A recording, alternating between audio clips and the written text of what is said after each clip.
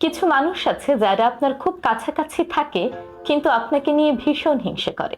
কেউ আপনাকে নিয়ে হিংসে করছে কিনা এটি বোঝার 5টি উপায় আজ আমি আপনাদের বলে দেব।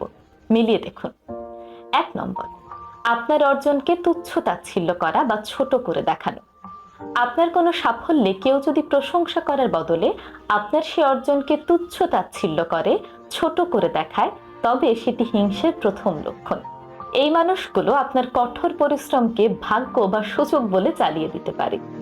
2 নম্বর, অতিরিক্ত সমালোচনা করা। যদি দেখেন কেউ আপনার পেছনে অনেক বেশি সমালোচনা করছে, তাহলে বুঝে নেবেন সেই মানুষটি অবশ্যই আপনাকে হিংসে করে।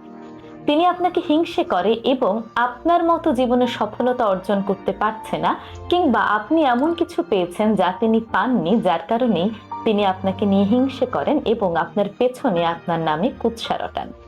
3 নম্বর, আপনার